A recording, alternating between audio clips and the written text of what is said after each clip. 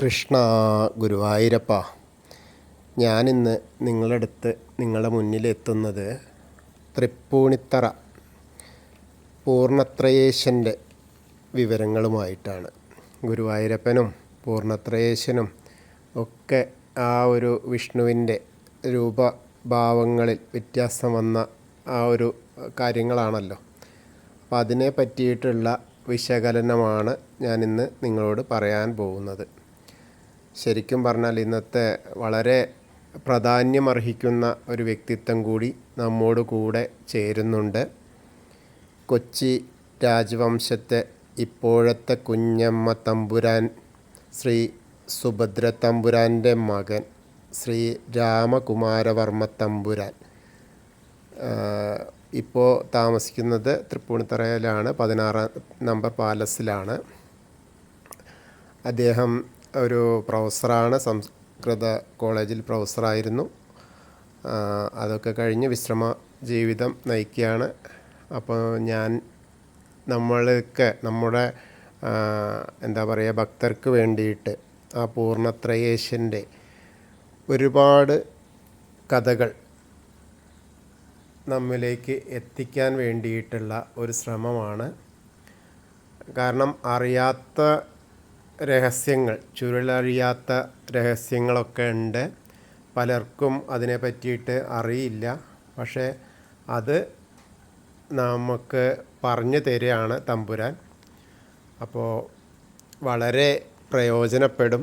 ഇത് അവിടെ ദർശനം നടത്തുന്ന ഭക്തർക്ക് പോലും അറിയാത്ത ഒരുപാട് രഹസ്യ സ്വഭാവമുള്ളതൊക്കെ ആയ കാര്യങ്ങൾ നമ്മളോട് വിശദീകരിച്ച് തരുന്നുണ്ട് തമ്പുരാൻ. അപ്പോൾ എല്ലാവരും വീഡിയോ അവസാനം വരെ കാണുക, സബ്സ്ക്രൈബ് ചെയ്യുക, അല്ലാത്തവരൊക്കെ ഷെയർ ചെയ്യുക.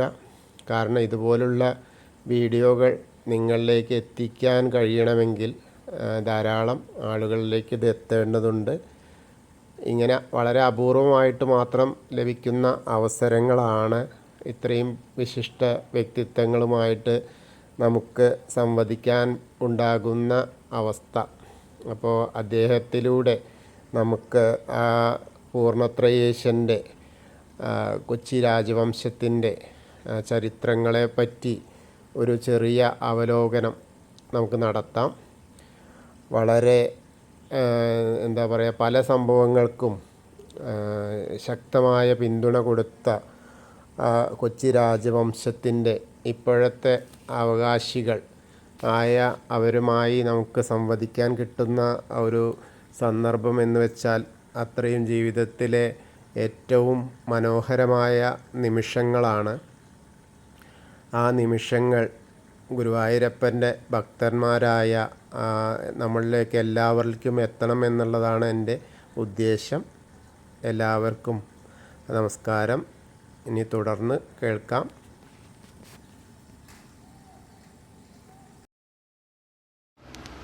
നമസ്കാരം. നമുക്ക് ഈ തൃപ്പൂണിത്തറ കോവിലകത്തിൻ്റെ, അതായത് പൂർണ്ണത്രയേശൻ്റെ അമ്പലത്തിനെ പറ്റിയിട്ട് കൂടുതലായിട്ട് പറഞ്ഞു തരാൻ വേണ്ടിയിട്ട് നമ്മൾ ഒരു വിശിഷ്ട അതിഥിയായിട്ട് എത്തിയിട്ടുണ്ട്. അദ്ദേഹത്തിന് വളരെ സമയമൊക്കെ കുറവാണ്. എന്നാലും നമുക്ക് വേണ്ടിയിട്ട് നമ്മളിലേക്ക് എത്തിച്ചു തരാൻ വേണ്ടിയിട്ട് ആ കോവിലകത്തിൻ്റെ ഉടമ രാമകുമാര തമ്പുരാൻ ആണ് നമ്മളോട് അതിനെ പറ്റിയിട്ട് വിശദമായിട്ട് പറഞ്ഞു തരുന്നത്. അദ്ദേഹത്തിൻ്റെ അറിവുകളിലേക്ക് നമുക്കൊന്ന് പതുക്കെ കടന്നു ചെല്ലാം. തൃപ്പൂണിത്തറ പൂർണ്ണത്രയേശൻ്റെ എല്ലാ കടാക്ഷങ്ങളും നമ്മിലേക്ക് എത്തട്ടെ. അപ്പോൾ ഞാൻ അദ്ദേഹത്തിൻ്റെ അടുത്തേക്ക് ചോദിക്കാൻ വേണ്ടിയിട്ടാണ്, എന്താണ് നമ്മളെ പൂർണ്ണത്രയേശൻ്റെ ആ ഐതിഹ്യം, അതിനെ പറ്റിയിട്ടുള്ള എന്തെങ്കിലും പറഞ്ഞു തരാൻ പറ്റുമോ? നമ്മൾ കേട്ടതനുസരിച്ച്, നമ്മൾക്ക് പാരമ്പര്യമായിട്ട് നമ്മൾ വിശ്വസിച്ച് വരുന്ന ഐതിഹ്യത്തിനനുസരിച്ച് സന്താനഗോപാലം കഥയായിട്ട് ബന്ധപ്പെട്ടതാണ് ഈ പൂർണ്ണത്രയീശ ക്ഷേത്രത്തിൻ്റെ ഉത്ഭവം.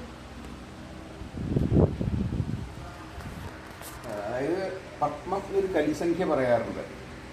പത്മം എന്നുള്ള കലിസംഖ്യ 51 എന്നുള്ളതാണ്.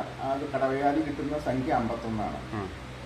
അപ്പോൾ കലിയുഗം തുടങ്ങിയിട്ട് 51-ാം ദിവസമാണ് ഇവിടെ പ്രതിഷ്ഠയുണ്ടായതെന്ന് സൂചിപ്പിക്കുന്നതാണ് ആ പത്മം എന്നുള്ളതായ കലിസംഖ്യ.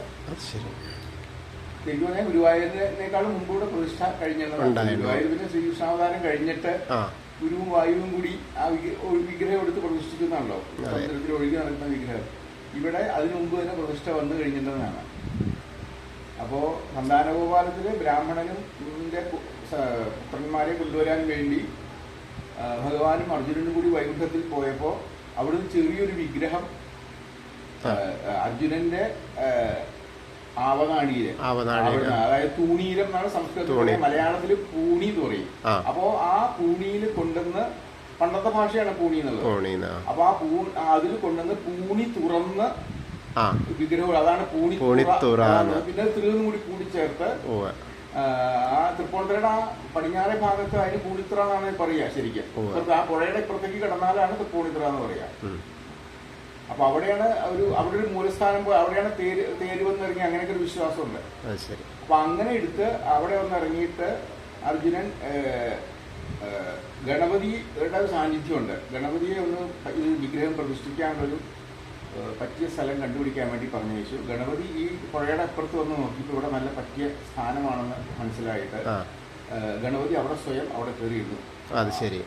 അപ്പൊ അർജുനൻ കുറച്ചു നേരം കഴിഞ്ഞ് ഇങ്ങനെ വന്ന് നോക്കിയപ്പോൾ ഗണപതി ഇവിടെ ഇരിക്കുകയാണ്. അപ്പൊ ഗണപതിയെ കൈകൊണ്ട് പിടിച്ചിങ്ങനെ തെക്കോട്ട് ദർശനമായിട്ട് നീക്കി നിർത്തി, എന്നിട്ട് അവിടെ ഭഗവാനെ പ്രതിഷ്ഠിക്കുന്നതാണ്. അപ്പൊ ഗണപതി ഇവിടെ തെക്കോട്ട് ദർശനമായിട്ടാണ്. അപ്പൊ അത് ഹനുമാൻ അർജുനന്റെ കൂടെ കൊടിയടയാളായിട്ട് എപ്പോഴും ഉണ്ടല്ലോ. അപ്പൊ ഹനുമാന് അത് കണ്ടിട്ട് ചിരി വന്നു, ഗണപതിയുടെ ആ ഭാവം അതൊക്കെ കണ്ടപ്പോ. അപ്പൊ അതിന്റെ ഒരു ഐതിഹ്യം പറയാറുള്ളത്, ഈ എഴുന്നള്ളത്തിന്, ഉത്സവകാലത്ത് എഴുന്നള്ളത്തിന് മുമ്പിൽ ഒരു കോടങ്കി ഒരാള് കോടങ്കിയുടെ മുഖമൊക്കെ വെച്ചിട്ട് ആ എഴുന്നള്ളത്തിന് മുമ്പിൽ ഇങ്ങനെ കളിക്കും. ഹനുമാന്റെ മുഖം വെച്ച് ഹനുമാനാണെന്നാണ് സങ്കല്പം. അപ്പൊ അതിന്റെ അങ്ങനെയാണ് ഒരു ഐതിഹ്യമായിട്ട് പറയാറുള്ളത്. അത് ഇപ്പോ ഇവിടെ ഈ അടുത്തൊരു രാമമംഗലം എന്നൊരാളുണ്ട്, അതാണ് പാരമ്പര്യമായിട്ട് ആ കുടുംബമാണ് അവർ ചെയ്തിരുന്നത്. ഞങ്ങളുടെ കുട്ടിക്കാലത്തുണ്ടായിരുന്നത് മരിച്ചുപോയി. ഇപ്പോ അദ്ദേഹത്തിന്റെ മക്കളും മക്കളുടെ മക്കളൊക്കെയാണ് അത് ചെയ്യുന്നത്. ഉത്സവത്തിന്റെ 8 ദിവസം അവരുടെ എഴുന്നള്ളത്തിന് മുമ്പിൽ ഈ കോടങ്ങിയുണ്ടാവും. അപ്പൊ ഉടനെ പ്രതിഷ്ഠിച്ചു കഴിഞ്ഞ ഉടനെ ഈ ഇതിന് ചുറ്റുപാടും ഇങ്ങനെ ഈ എള്ള് ഇങ്ങനെ ചക്കിലിട്ട് ആട്ടി ഇങ്ങനെ എണ്ണ എടുക്കുന്ന ആൾക്കാരുടെ താമസം ഉണ്ടായിരുന്നു. അപ്പൊ അത് എള്ള് ഉടനെ തന്നെ അത് അവരുടെ മേടിച്ചിട്ട് അതിൽ എണ്ണ മേടിച്ചിട്ട് ഒരു തിരിയിട്ടിട്ട് ഒരു വിളക്ക് കത്തിച്ചു. അതിന് നമ്മൾ പണ്ടത്തെ ഭാഷയുടെ ഒലപ്പെണ്ണ എന്നാണ് പറയാറുള്ളത്. അതൊരു പണ്ട് 10 പൈസ അങ്ങനെയൊക്കെ ആയിരുന്നു. ഇപ്പൊ അത് കൂടിയത് 9 രൂപ 10 രൂപ അങ്ങനെയൊക്കെയായിരുന്നു. അപ്പൊ അത് മേടിച്ച ഉടനെ അതാണ് പ്രധാന വഴിപാട്. ഭഗവാൻ വളരെ ഇഷ്ടപ്പെട്ട ഒരു വഴിപാടാണെന്നാണ്. അപ്പൊ അത് അങ്ങനെയാണ് പ്രതിഷ്ഠ ഉണ്ടായതെന്നാണ് നമ്മൾ കേട്ടിട്ടുള്ള ഐതിഹ്യം. അങ്ങനെയാണ് കലിയുഗ ആരംഭത്തില് 51-ാം, അതാണ് ഈ പത്മം എന്നുള്ള സംഖ്യ, അങ്ങനെയാണ് പറയാറുള്ളത്. 51-ാം ദിവസം എന്നാണ്. പത്മം എന്നുള്ളത് ഈ കടപയാതി ഇതനുസരിച്ച് 51, നാരായണീയത്തിൽ 1000 ആരോഗ്യ സഹിക്കുന്ന ആ സംഖ്യ കിട്ടുന്നല്ലോ, നാരായണീയ, അതുപോലെ ഇത് 51-ാം ദിവസം എന്നാണ്, അങ്ങനെയാണ് പറയാറുള്ളത്. അപ്പോ ഈ ഇവിടുത്തെ തന്ത്രി പുലിയന്നൂർ നമ്പൂരിപ്പാട് ആ ബ്രാഹ്മണന്റെ കുടുംബത്തിൽപ്പെട്ട ആൾക്കാരായിരുന്നു. അവര് ഇങ്ങോട്ട് വന്നതാണെന്നൊക്കെ അങ്ങനെയൊക്കെ ഒരു ഐതിഹ്യമായിട്ട് പറയാറുണ്ട്. ചോറ്റാനിക്കരയും തൃപ്പൂണിത്തുറയും രണ്ടുപേരും ഈ പുലിയന്നൂർ നമ്പൂരിപ്പാട്. അപ്പോ ഇതാണ് അതിന്റെ പ്രതിഷ്ഠയുടെ ഐതിഹ്യം. പിന്നെ ഉത്സവങ്ങൾക്കൊരു പ്രത്യേകതയുണ്ട്. അത് എല്ലാ 3 ഉത്സവങ്ങളുണ്ട്. വലിയ ഈ വൃശ്യമാസത്തില് ചോതി കൊടിയേറി തിരുവോണ ആറാട്ടായിട്ട് 8 ദിവസം, അതാണ് പ്രധാനമായിട്ടുള്ള വലിയ ഉത്സവം, ഗംഭീരമായിട്ടുള്ള ആഘോഷത്തോടു കൂടിയിട്ടുള്ള ഉത്സവം. ഈ മുളയിട്ടിട്ടുള്ള ഉത്സവം 4 ദിവസം മുമ്പ് മുളയിടും, ആ ഉത്സവം അതാണ്. പിന്നെ കുംഭമാസത്തില് ഇതുപോലെ ചോതി കൊടിയേറി തിരുവോണ ആറായിട്ട് മറ്റൊരു ഉത്സവമുണ്ട്. അതിന്റെ ഐതിഹ്യം ഇവിടെ കുറച്ച് തൃപ്പൂണിത്തുറയിൽ കുറച്ച് തെക്ക് ഭാഗത്തേക്ക് പോയി കഴിഞ്ഞാൽ അവിടെ ഏകാദശി വടക്കേടത്ത് എന്നൊരു മനയുണ്ടായിരുന്നു. ഏകാദശി വടക്കേടത്ത് മനയുണ്ട്, തെക്കേടത്ത് മനയുണ്ട്. ആ വടക്കേടത്ത് മന അവിടെ ഉണ്ടായിരുന്ന ഒരു അന്തർജനം, പണ്ട് കാലത്തുണ്ടായിരുന്ന വളരെ എത്ര കാലം മുമ്പാണ് നമുക്ക് അറിഞ്ഞുകൂടാ, ഭഗവാന്റെ പരമഭക്തയായിരുന്നു. അപ്പൊ അവര് ദിവസം അമ്പലത്തിൽ വന്ന് ഒരു 3-4 കിലോമീറ്റർ നടക്കണം. ആ വഴിയൊക്കെ താണ്ടി വന്ന് ഭഗവാന്റെ ദർശനം കഴിച്ച് അങ്ങനെയായിരുന്നു പതിവ്. പരമഭക്തയായിരുന്നു. അപ്പോ അന്നൊക്കെ വളരെ ചെറുപ്പകാലത്ത് വീടി കഴിച്ചു കൊടുക്കൂലോ. 14, 15, 13, 14 വയസ്സൊക്കെ ആകുമ്പോഴത്തേക്കും അപ്പോൾ അവരെ വേലി കഴിച്ച് കൊടുക്കാൻ തീരുമാനിച്ചു. അത് അമ്പലപ്പുഴ രാജാവിനാണ്. അമ്പലപ്പുഴ രാജാവ് നമ്പൂരിയാണല്ലോ, അങ്ങോട്ടാണ് വേലി കഴിച്ച് കൊടുക്കാൻ തീരുമാനിച്ചത്. ഇവർക്ക് ഈ ഗൃഹസ്ഥാശ്രമ ജീവിതത്തിലൊന്നും തീരെ അത്രയും ഭക്തിയായിരുന്നു, ഭഗവാനോടുള്ള ഭക്തി കാരണം അതിലൊന്നും താല്പര്യം ഉണ്ടായിരുന്നില്ല. അപ്പോൾ ഇവിടെ വന്ന് ഭഗവാന്റെ മുമ്പിൽ വന്ന് കരഞ്ഞു, എന്നെ ഇങ്ങനെ വേലി കഴിച്ച് കൊടുക്കുകയും അപ്പോൾ നാളെ മുതൽ എനിക്ക് ഇവിടുത്തെ കാണാൻ പറ്റില്ലല്ലോ, ഹൃദയം ഉരുകി കരഞ്ഞപ്പോൾ അപ്പോൾ കുട്ടി എന്തിനാ വിഷാദിക്കുന്നത്, ഇങ്ങോട്ട് പോകുന്നതും എന്ന് പറഞ്ഞാൽ ഭഗവാൻ മാടി വിളിച്ചു. ആ കുട്ടി അങ്ങോട്ട് ലയിച്ചു. അപ്പോൾ കയ്യിലുണ്ടായിരുന്ന ആ വളയും വസ്ത്രം ധരിച്ചിരുന്ന വസ്ത്രവും മാത്രമേ ബിംബത്തിന്റെ മുമ്പിൽ അതുണ്ടായിരുന്നുള്ളൂ. ബാക്കി എനിക്ക് ആ ശരീരത്തോടു കൂടി തന്നെ ഭഗവത് സായുജ്യം പ്രാപിച്ചു എന്നാണ്. അപ്പോൾ ഈ ഏത് വേളിയുടെ തലേ ദിവസമാണ്, വേളിയുടെ തലേ വെച്ചാൽ 1-2 ദിവസമാണ് സംഭവിച്ചത്. അപ്പോ അച്ഛനും ഇതിനകത്ത് ആർക്കും വിശ്വസിക്കാൻ പറ്റണില്ല. ഈ കുട്ടീനെ ഓടി ശ്രീകോവിലേക്ക് ഓടി കയറണമെന്ന് മാത്രമേ ആൾക്കാർ കണ്ടുള്ളൂ. പിന്നെ എങ്ങോട്ടാ പോയെന്ന് ആർക്കും അറിഞ്ഞില്ല. അപ്പോ ക്ഷേത്രം അധികാരികളൊക്കെ വളരെ ക്ഷോഭിച്ചു. കുട്ടി എവിടെയെങ്കിലും ഓടിച്ചിട്ടുണ്ടോ, ശ്രീലോകത്തേക്ക് കയറാൻ പാടില്ലല്ലോ, അവിടെയൊക്കെ തപ്പി നോക്കിയൊന്നും കാണാനില്ല. അപ്പോ അച്ഛനും അമ്മയ്ക്ക് എന്താ വേണ്ടതെന്ന് അറിയാതെ ഉണ്ടായി. അന്ന് രാത്രി അവർക്ക് വളരെ ആൾക്കൂടിയുള്ള ഒരു കുട്ടിയാണ്. അവർക്ക് സ്വപ്നം, നിങ്ങൾ വിഷാദിക്കൊന്നും വേണ്ട, നിങ്ങളുടെ കുട്ടി എൻ്റെ അടുത്തേക്ക് വന്നത് അവിടെ ഞാൻ പത്നിയായിട്ട് സ്വീകരിച്ചിട്ടുണ്ട്, നോക്കിക്കോളൂ, അടുത്ത് കാണിച്ചു കൊടുത്തു എന്നാണ്. മാത്രമല്ല നമ്പൂതിരിമാരുടെ സമ്പ്രദായത്തിൽ ഈ വേലി കഴിഞ്ഞ് കഴിഞ്ഞാൽ ആദ്യം വരൻ വധുവിന്റെ ഗൃഹത്തിലേക്ക് ചെല്ലുന്നത് ചടങ്ങുണ്ട്. മുതുക്കുടി എന്ന് പറയുന്നത്, മുതൽക്കുടി എന്നും മുതുക്കുടി എന്നൊക്കെ പറയും. അത് കുംഭമാസ പോരാട്ടത്തിനാണ് വരാൻ നിശ്ചയിച്ചേക്കുന്നത്, സ്വപ്നം കണ്ടെന്നാണ്. അതേപോലെ ദേവസ്വം അധികാരികൾക്ക് വന്ന സ്വപ്നം ഉണ്ടായി. കുംഭമാസത്തില് ചോതി കൊടിയേറി തിരുവോണ ആറാട്ടായിട്ട് ഒരു ഉത്സവം തുടങ്ങി, പറ ഉത്സവം തുടങ്ങി. അപ്പൊ അത് ഓരോ ഒരു 60-കൾ 70-കൾ വരെയൊക്കെ ചോതി കൊടിയേറിയാലും വേറെ പ്രത്യേകിച്ച് ആഘോഷമൊന്നുമില്ല. തൃക്കേട്ടനാളാണ് പടിഞ്ഞാറ് ഭാഗത്തേക്ക് പുറപ്പെടും. ഓരോ അന്നൊക്കെ വീടുകൾ വളരെ കുറവായിരുന്നു, പറ വളരെ കുറവായിരുന്നു. അപ്പൊ രാവിലെ പോയി കഴിഞ്ഞാൽ ഏകദേശം ഒരു രാത്രിയൊക്കെ ആകുമ്പോഴത്തേക്ക് തിരിച്ചു വരും, അങ്ങനെയൊക്കെ ആയിരുന്നു. പിന്നെ പറകളുടെ എണ്ണം കൂടിയപ്പോ പിന്നെ ഒരു ദിവസം പോയാൽ പിറ്റേ ദിവസമൊക്കെ തിരിച്ചു വരും. അപ്പൊ പിറ്റേ ദിവസം വന്നു കഴിഞ്ഞാൽ ഈ ദീപാരാധന പോലെ പിറ്റേ ദിവസം ഉച്ചപൂജയുള്ള വളരെ ചടങ്ങ് കഴിഞ്ഞിട്ട് പിന്നെ അടുത്ത ദിവസമൊക്കെ എഴുന്നള്ളിക്കാൻ പറ്റും. അങ്ങനെയായിരുന്നു അതിന്റെ. അപ്പോ ഞങ്ങളുടെ കുട്ടിക്കാലത്ത് ഒരു ദിവസം 5 മണിക്കൂറിലാണ്ട് എഴുന്നള്ളിക്കാൻ പറ്റില്ല അടുത്ത ദിവസത്തേക്ക്. അപ്പൊ തൃക്കേട്ടയുടെ നിന്ന് പടിഞ്ഞാറ്, പിന്നെ പിറ്റേ ദിവസം മൂലത്തിൽ നിന്ന് വടക്കോട്ട് എഴുന്നള്ളിക്കും. പുരാണത്തിൽ നിന്നാണ് ഈ പറഞ്ഞ പോലെ തെക്ക് ഭാഗത്തേക്ക് പോയിട്ടാണ് ഈ മനക്കിലേക്ക് പോവുക. എന്നിട്ട് അവർക്ക് അവിടെ സാധാരണ പൂജ തന്ത്രി, ഈ മേശാന്തിയോ തന്ത്രിയോ നല്ല പൂജയ്ക്ക് ഈ അച്ഛനമ്മമാരുടെ കയ്യിലേക്ക് ആ ബിംബം ഇങ്ങോട്ട് കൊടുക്കുന്നത്. അവരുടെ ഇതനുസരിച്ചിട്ടാണ് പൂജ മുഴുവൻ. പിന്നെ അങ്ങനെയാണ് അവര് തരണ സമയത്തെ, അല്ലാണ്ട് തിരിച്ചിത്ര സമയം കഴിഞ്ഞ് തിരിച്ചു ചോദിക്കാനൊന്നും പാടില്ല. അപ്പൊ അവര് വെച്ചാൽ അവരെ സംബന്ധിച്ച് ഒരു തേവരെഴുന്നിടത്തല്ലല്ലോ, അത് ഭഗവാൻ തന്റെ വരുന്നതായിട്ടാണ്. അപ്പൊ അവരുടെ സൗകര്യം അനുസരിച്ചിട്ട്.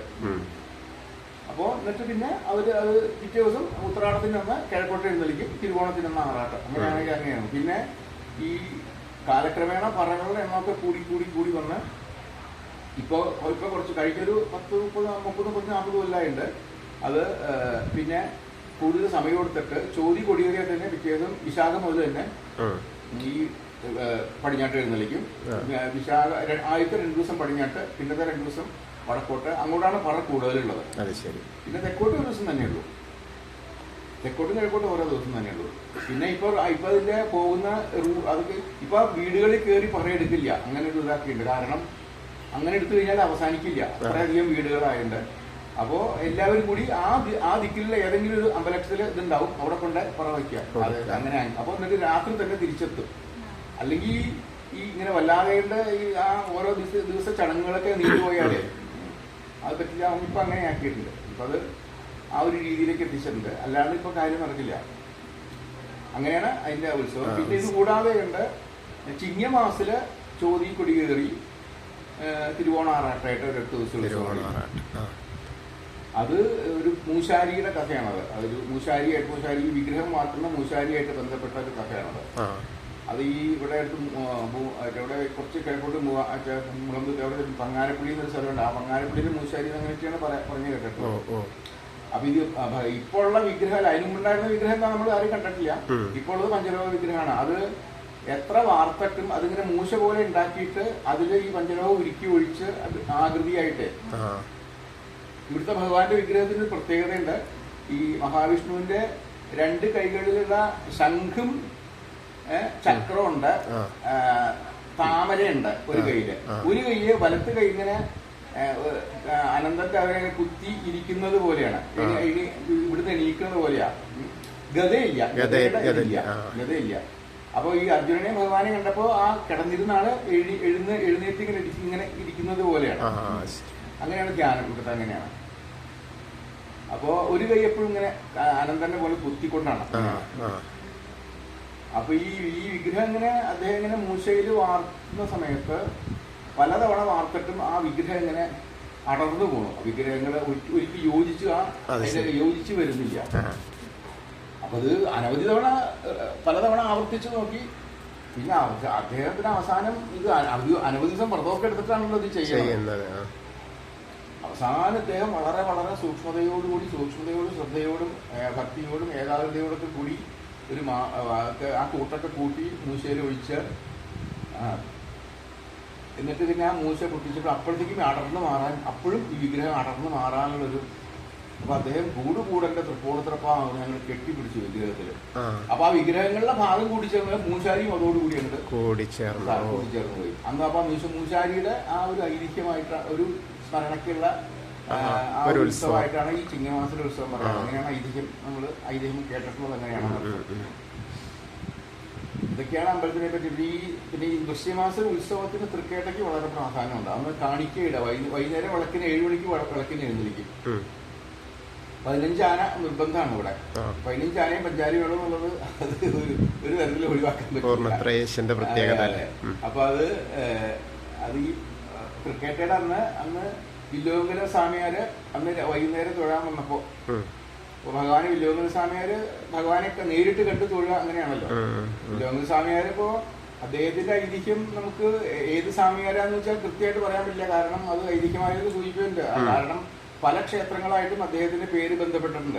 തിരുവനന്തപുരത്ത് പത്മനാഭ സ്വാമിയുടെ മുതല് വടക്കേ അറ്റത്ത് തൃശ്ശംബരം വരെ ബന്ധപ്പെട്ടിരിക്കുന്നുണ്ട്. അപ്പൊ ഏത് സ്വാമിയാരാന്ന് കൃത്യമായിട്ട് നമുക്ക് പറയാൻ പറ്റില്ല. അപ്പൊ അദ്ദേഹം ക്ഷേത്രത്തിൽ എന്താണ് അവിടെ ഭഗവാനെ ശ്രീകോവിൽ കണ്ടില്ല. ക്രിക്കറ്റേടെ അന്ന് വന്നപ്പോ പുറത്ത് അവിടെ തെക്കേ നടക്കെ മേളം നടക്കുന്ന സമയമാണ്. അപ്പോ നോക്കിയപ്പോ ഭഗവാൻ ചെറിയ ഉണ്ണിയായിട്ട് ഇങ്ങനെ ആനയുടെ പുറത്ത് ഇങ്ങനെ ചാടി കളിക്കണ പോലെ. അപ്പൊ വേണമെങ്കിൽ രണ്ടാമത്തെ കാളിയമർദ്ദനം എന്ന് പറയാം. നാഗം എന്നുള്ളതിന് സർപ്പം ഉണ്ടല്ലോ. അപ്പൊ അതുപോലെ അപ്പൊ അന്ന് മുതലാണ് ഈ എന്താ പറയണ്ടേ ഈ തൃക്കേട്ടയ്ക്ക് കാണിക്കയിടാന്നുള്ളതിന് പ്രാധാന്യം. രാത്രി 8 മണിക്ക് എഴുന്നള്ളിച്ച പന്തലിൽ നിർത്തിക്കഴിഞ്ഞാൽ ആ 8 മണിക്ക് ആൾക്കാർ ഇപ്പൊ ഏകദേശം 11-12 വരെ ഈ വഴിയിലേക്ക് ക്യൂങ്ങോട് വളരെ നീണ്ടു വരും. അപ്പൊ അങ്ങനെയാണ് അതിന്റെ പ്രാധാന്യം എങ്ങനെയാണ് വന്നത്. പിന്നെ തുടർന്നുള്ള മറ്റു ദിവസങ്ങളിലും കാണിക്കേണ്ടതുണ്ട്. വലിയ വിളക്ക് വരെ കേട്ട മൂലം ആ ഉത്രാടത്തിനാണ് വലിയ വിളക്ക് എന്ന് പറയാ. അപ്പൊ അതുവരെ ഉണ്ട് കാണിക്കലില്ല. പക്ഷെ എന്നാലും ഈ ക്രിക്കറ്റിനെ കാണിക്കുന്നതാണ് ഏറ്റവും പ്രാധാന്യം. കഴിയുന്ന ആൾക്കാരെ അന്ന് തന്നെ ചെയ്യും. ഇപ്പൊ പണ്ടൊക്കെ ഒരു കുടയെ വെച്ചിരുന്നു, ഇപ്പൊ 2 കുടം വെക്കും. അത് കാരണം രണ്ട് ക്യൂ ആയിട്ട് പോയിട്ട് അതാണ് ഈ ക്രിക്കറ്റയുടെ ഉത്സവത്തിന്റെ പ്രാധാന്യം. പിന്നെ ഇതിനൊക്കെ കൂടാതെ എന്റെ ഇടവം 4-ാം തീയതി, അതായത് മെയ് 18-ാം തീയതി തൊട്ട് അന്നാണ് അനന്തന്റെ പ്രതിഷ്ഠ ഉണ്ടായത്. അനന്തന് വളരെ പ്രാധാന്യം. അപ്പോ അങ്ങനെ അന്നൊരു ഒറ്റ ദിവസം ഉത്സവമായിട്ട് ഒരു ദിവസം ഉത്സവം. പിന്നെ ഒരു മേടമാസം ഇതുപോലെ തന്നെ മേടം 4-ാം തീയതി ഒരു ധ്വജപ്രതിഷ്ഠ എന്ന് പറയും. ധ്വജം പ്രതിഷ്ഠ അങ്ങനെ ഉത്സവമായിട്ട് അങ്ങനെ ഒറ്റ ദിവസം. പിന്നെ ഈ 1921 തുലാം, അതായത് അത് ഒക്ടോബർ 5-ാം തീയതിയൊക്കെ ആയിട്ട് വരും. അമ്പലം ക്ഷേത്രം അഗ്നിക്ക് കത്തിപ്പോയി. ആ ആനപ്പന്തലിന്റെ പകുതി വരെ കത്തി.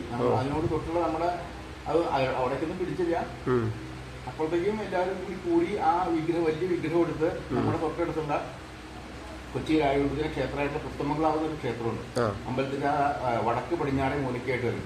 എല്ലാവരും അങ്ങോട്ട് കൊണ്ട് ഒന്നും സംഭവിക്കാതെ കൊണ്ട് ഭഗവാന്റെ വിഗ്രഹം എഴുന്നള്ളിച്ചു. അതിനുശേഷം 4 ദിവസം കഴിഞ്ഞ് തുലാം 9-ാം തീയതിയാണ് തിരിച്ചും കൂടെ എഴുന്നള്ളിച്ചത്. അപ്പൊ അതിന്റെ സ്മരണയ്ക്കായിട്ട് ഈ അമ്പലം കത്തി അതിന്റെ സ്മരണയ്ക്കായിട്ട് അന്ന് ഒറ്റ ദിവസത്തെ അമ്പലം കത്തി ഉത്സവം എന്ന് പറഞ്ഞാൽ അന്ന് ഉത്സവം കൂടിയുണ്ട്. അപ്പൊ അന്ന് ഇവിടെ ഈ ഇവിടുത്തെ കാനറ ബാങ്കിൽ നിന്ന് ഒരു എഴുന്നള്ളിപ്പൊക്കെ ഉണ്ട്. എന്താ കാനറ ബാങ്കിൽ നിന്ന് തുടങ്ങാൻ കാരണം എന്ന് ചോദിച്ചാൽ നമുക്ക് അത് പണ്ടൊരു ഈ കാനറ ബാങ്കിലേക്ക് ചേരണേന് മുമ്പ് അതൊരു പൂർണ്ണ ശ്രീശവിലാസം ബാങ്ക് എന്നൊരു ബാങ്കായിരുന്നു. അതാണ് പിന്നെ കാനറ ബാങ്കിലേക്ക് അപ്പൊ അന്ന് തുടങ്ങിയതായിരിക്കാം. അപ്പൊ അവിടുന്നാണ് ഈ കൽപ്പൂരം എഴുന്നള്ളിച്ച് കൊണ്ടുവരാന്നൊക്കെ. എന്നിട്ട് അത് അന്ന് വൈകുന്നേരം ദീപാരാധനയ്ക്ക് പ്രദർശന വഴിയിൽ വെച്ചിട്ട് അമ്പലം കത്തിയതിന് സ്മരണയ്ക്കായിട്ട് എല്ലാവരും കൂടി ഇങ്ങനെ കൽപ്പൂരം കത്തിക്കില്ല, അങ്ങനെ ഒരു ചടങ്ങുണ്ട്. അത് തുലാമാസം 9-ാം തീയതിയാണ് ആഘോഷിക്കുക. അപ്പൊ ഇങ്ങനെ ഒറ്റയ്ക്കുള്ള ഉത്സവങ്ങൾ അതുണ്ട്. പിന്നെ ഈ 3 ഉത്സവങ്ങൾ ഇങ്ങനെയാണ്. ഇതിന് ഈ പ്രധാനമായിട്ട് ഉത്സവം ഈ ആഘോഷവും ഇവിടെ ക്ഷേത്ര കലകളെ പാടുള്ളൂ എന്നാണ്, അങ്ങനെ ഒരു നിർബന്ധമുണ്ട് ഇപ്പൊ അവിടെ. അല്ലാണ്ട് വേറെ മറ്റുള്ള കലകളൊന്നും അങ്ങനെ കഥകളി, കച്ചേരി, അതുപോലെ കുറത്തിയാട്ടം അതൊന്നും കുഴപ്പമില്ല. അങ്ങനെയുള്ള പാഠകം അങ്ങനെയുള്ളത് അല്ലാതെ മറ്റുള്ള തരത്തിലുള്ള ഗാനമേള അങ്ങനെ പാടില്ല. അങ്ങനെയാണ് ഇവിടെ. അങ്ങനെ ഇതുവരെ ഏതോ ഒരു തവണ ഒരു ബാലയെ പോലിട്ട് ഉണ്ടായിട്ടുണ്ട്. പിന്നെ അത് വേണ്ടെന്ന് വെച്ചാൽ ഉണ്ടായിരുന്നത്. ഇങ്ങനെയൊക്കെ ഇതൊക്കെയാണ് ഇതിനെ പറ്റിയുള്ള പൊതുവായിട്ടുള്ള ഐതിഹ്യം നമ്മൾ കേട്ടേക്കുന്നത്.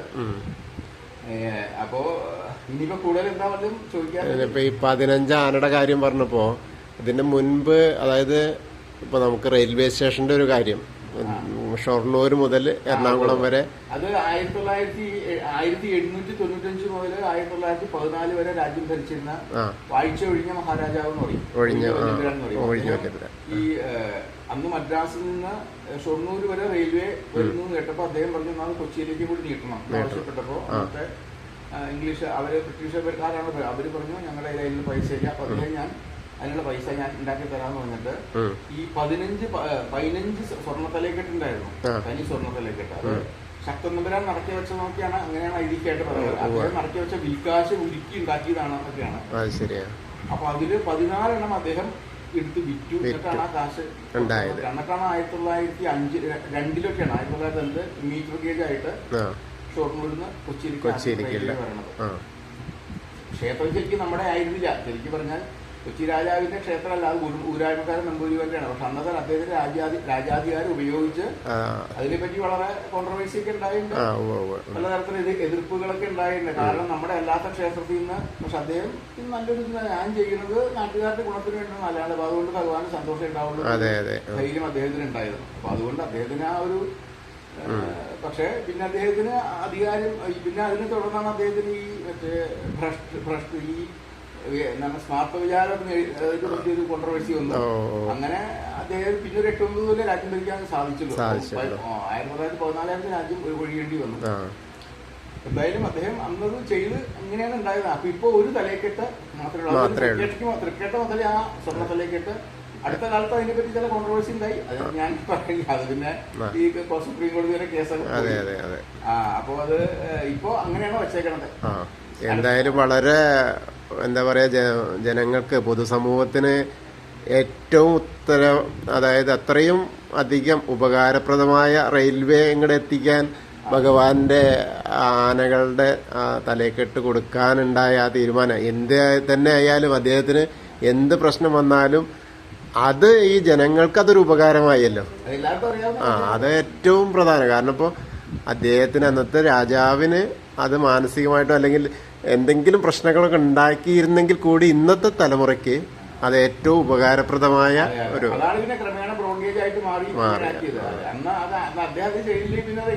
അതെ. അപ്പൊ പിന്നെ ഇല്ലെങ്കിൽ ഇന്നില്ല എന്ന് തന്നെ പറയാം. കാരണം കാലക്രമേണ വരുമായിരിക്കാമെങ്കിലും ഇന്നത്തെ അവസ്ഥ ഉണ്ടാവില്ല. കാരണം അതും വേറെ വഴിക്കാവാനും ഒക്കെ സാധ്യത കൂടുതലും. എന്തായാലും അത് വളരെ പിന്നെ നമ്മൾ കേട്ടേക്കുന്നത് ഈ പണ്ട് കാലത്ത് ഈ പണ്ടത്തെ 64 ഗ്രാമങ്ങളിൽ വേന്തനാട്ട് ഗ്രാമം എന്നാണ് പറയാ. നമ്പൂതിരിമാരുടെ കേന്ദ്രമായിരുന്നു. അപ്പൊ അത് ഈ കുറ്റവാളികളെ വിചാരണ ചെയ്യാനൊരു സമ്പ്രദായമൊക്കെ ഉണ്ടായിരുന്നു പണ്ട്. പല ക്ഷേത്രങ്ങളിലും പണ്ട് മഹാക്ഷേത്രങ്ങളിലൊക്കെ അങ്ങനെ ഒരു സമ്പ്രദായം ഉണ്ടായിരുന്നു. കുറ്റവാളികൾ അന്ന് ഇന്നത്തെ പോലെ കോടതിയോ പോലീസൊന്നും ഇല്ലല്ലോ. ക്ഷേത്ര അതിൽ വെച്ചിട്ടാണ്, ഏതെങ്കിലും ക്ഷേത്ര സങ്കേതത്തിൽ വെച്ചിട്ടാണ്. അപ്പൊ അവിടെ ഈ കൈമുക്കുക എന്നുള്ള സമ്പ്രദായം, തിളച്ച നെയ്യില് കുറ്റം തെളിയിക്കാൻ വേണ്ടി കൈമുക്കുക എന്നുള്ള സമ്പ്രദായം ഉണ്ടായിരുന്നു. അങ്ങനെ ഗ്രന്ഥവരി കേട്ടിട്ടുണ്ട്. അതിനെപ്പറ്റി കൂടുതൽ നൂറ്റാണ്ടുകൾക്ക് മുന്നേ നിന്ന് പോയിണ്ടാവും. അങ്ങനെ അപ്പൊ കൈ മുക്കിയിട്ട് അയാളുടെ കൈ പൊള്ളിക്കഴിഞ്ഞാൽ അയാൾ കുറ്റവാളിയാണ്, സംഭവിച്ചില്ലെങ്കിൽ നിരപരാധിയാണ്. അങ്ങനെ ഉള്ളൊരു രീതി ഉണ്ടായിരുന്നു ഇവിടെ. കേട്ടിട്ടുണ്ടെന്നർത്ഥം. പിന്നെ അതേമാതിരി തൃപ്പൂണിത്തറ കോവിലകത്തിൻ്റെ ഇപ്പോൾ ഈ പൂർണ്ണത്രേശൻ്റെ ദീപസ്തംഭം കണ്ടിട്ടാണ് ഗുരുവായൂർ അപ്പം അത്രയ്ക്കും ഒരു മഹത്തരമായൊരു നിർമ്മിതിയാണല്ലോ.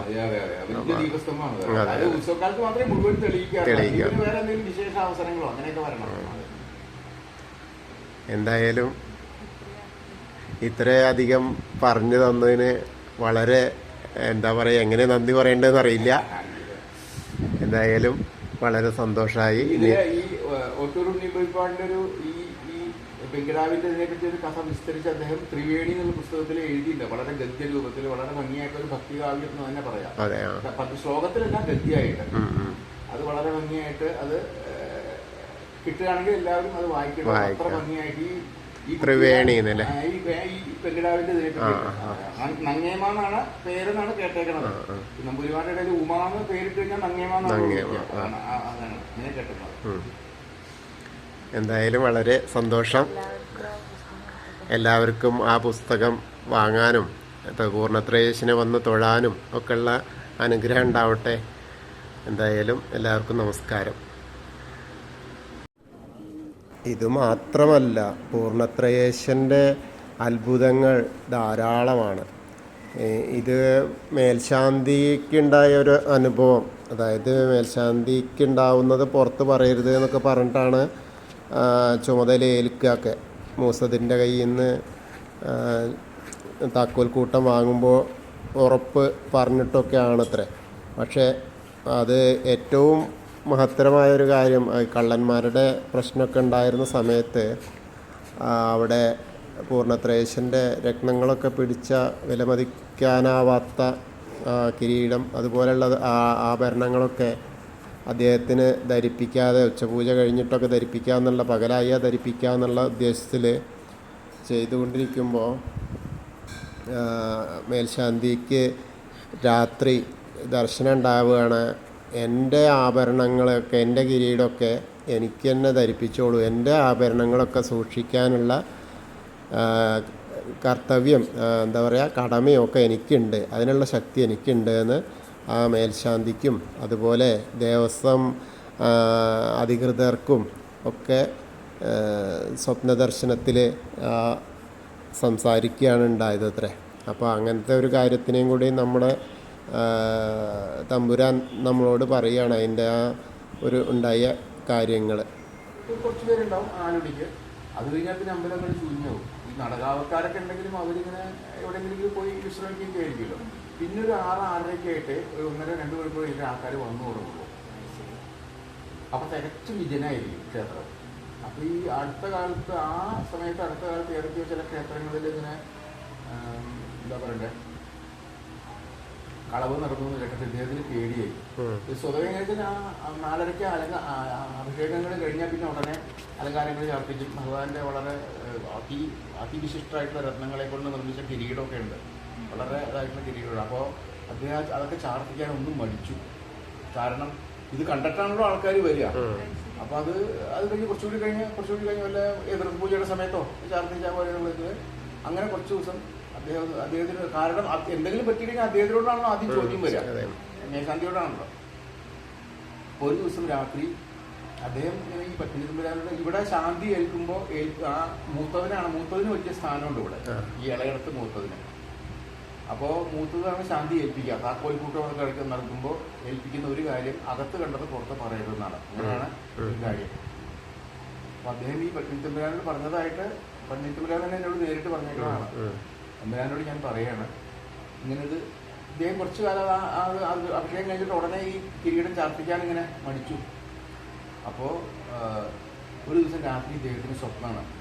സ്വപ്നത്തിൽ അങ്ങനെ അതിസുഭകനായിട്ടുള്ള വെളുത്ത് പൊക്കത്തിൽ ഗോപിക്കുറിയൊക്കെ തട്ട്, ദിവ്യവേഷമൊന്നുമില്ല. അപ്പോൾ വന്നിട്ട് ഇങ്ങനെ പറഞ്ഞു, അതെ എൻ്റെ ആഭരണങ്ങൾ നോക്കാൻ എനിക്കറിയാം, പേടിക്കൊന്നുമില്ല, അഭിഷേകം കഴിഞ്ഞ ഉടനെ ചാർത്തിച്ചു. അദ്ദേഹം പറഞ്ഞപ്പോൾ ഞെട്ടി കൊണ്ടപ്പോൾ ഇത് കുളിക്കാൻ പോകാനുള്ള സമയമായിരുന്നു. ഞങ്ങൾക്ക് 3:30 മണിയായിരുന്നു. അത് അദ്ദേഹം നേരിട്ട് പറഞ്ഞിട്ടുണ്ട്.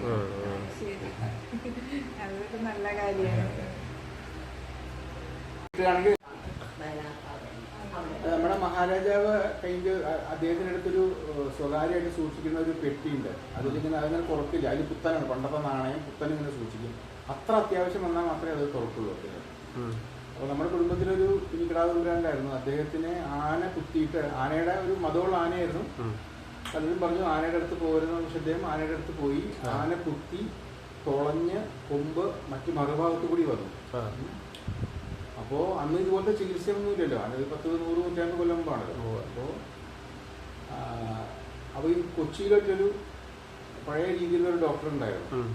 അദ്ദേഹം വന്ന് നോക്കിയിട്ട് അദ്ദേഹം വന്ന് തുന്നിക്കെട്ടി, അദ്ദേഹം വന്ന് കുളിപ്പിക്കരുത്, കുളിപ്പിച്ചു കഴിഞ്ഞാൽ പനി വരും, പനി വന്നു കഴിഞ്ഞാൽ പിന്നെ ഒന്നും ചെയ്യാനില്ല. അപ്പൊ അദ്ദേഹത്തിന് ഭജനക്കാലത്തായിരുന്നു, ഭജനക്കാലത്ത് അശുദ്ധമായിട്ട് ഭക്ഷണം കഴിക്കാൻ പാടില്ല.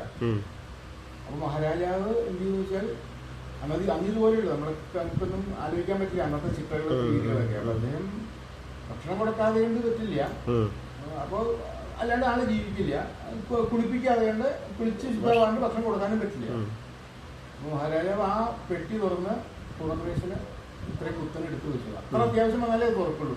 അത് അദ്ദേഹം കുളിപ്പിച്ചോളാൻ പറഞ്ഞു. അങ്ങനെ അദ്ദേഹത്തിനെ കട്ടിലിമേ ഇങ്ങനെ എല്ലാം മൂടിക്കെട്ടി പൊതിഞ്ഞ് 4 പേര് കട്ടിലോടുകൂടി എടുത്ത് മുക്കി അങ്ങനെ ശുദ്ധാക്കിയിട്ടാണ് അദ്ദേഹം ജീവിച്ചത്. അദ്ദേഹം അനവധി കാലം ജീവിച്ചിരുന്നു.